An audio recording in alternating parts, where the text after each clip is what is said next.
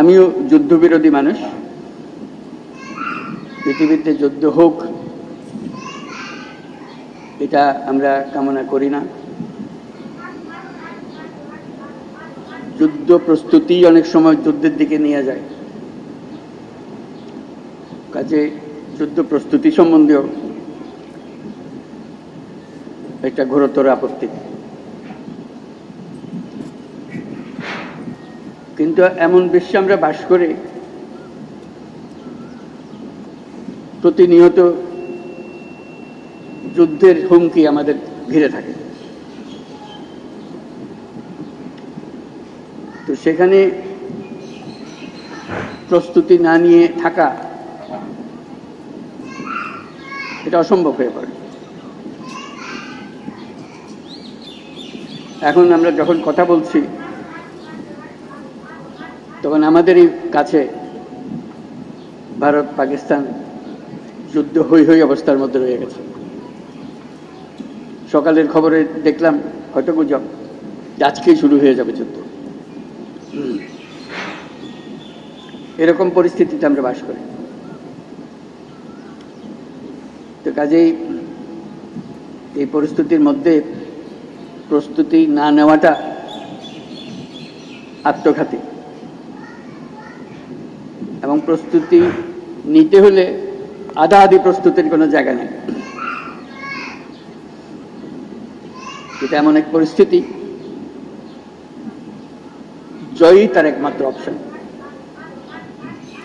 পরাজয় এখানে কোনো অপশন হতে পারে না। কাজে আমাদের যে প্রস্তুতি, সেই প্রস্তুতি কত উচ্চ পর্যায়ে আমরা নিতে পারি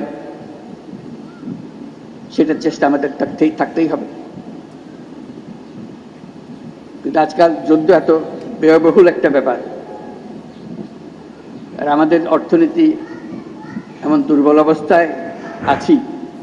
এমনিতেই বাংলাদেশ মজবুত অর্থনীতি হয়ে গড়ে উঠতে পারেনি, তার মধ্যে বিগত সরকারের যথেচ্ছাচারের কারণে যা ছিল তাও লুটপাট হয়ে গেছে। এই পরিস্থিতিতে আমাদের সামগ্রিক স্ট্র্যাটেজি ঠিক করতে হবে।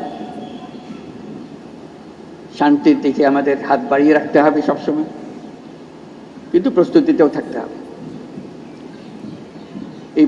এই পরিস্থিতিতে আপনাদের সঙ্গে দেখা করে, আপনাদের আজকের মহড়াগুলো দেখে খুবই ভালো লাগে। এগুলো আমরা সিনেমাতে দেখি, বাস্তবে দেখার খুব একটা সুযোগ হয় না। আজকে আপনাদের কারণে সেটা বাস্তবে দেখলাম। যারা এর পেছনে এটাকে এত সুন্দরভাবে করার জন্য, নিখুঁতভাবে করার জন্য চেষ্টা করেছেন, তাদের সবার জন্য আমরা ধন্যবাদ জানাচ্ছি। জোরে হাততালি দিয়ে আমরা একটা ধন্যবাদ জানাচ্ছি। এতে আমাদের সাহস বাড়ে, শুধু যুদ্ধের সাহস না, এটা তো সাহস বটেই যে আমাদেরই ছেলে মেয়েরা এরকম দুর্দান্তভাবে প্রস্তুতি নিতে পারে, কঠিন সমস্যার মোকাবেলা করতে পারে। এটা দেখে বুক ভরে যায়। আমরা যারা আজকে বাইরের থেকে আসলাম, আমি নিশ্চিতভাবে বলতে পারি তাদের সবার বুক ফুলে গেছে যে আপনাদের কৃতিত্ব দেখে, আপনাদের নিখুঁত ম্যানুভারিং দেখে। কাজে সেই অনুভূতিটা আপনাদেরকে জানিয়ে গেলাম।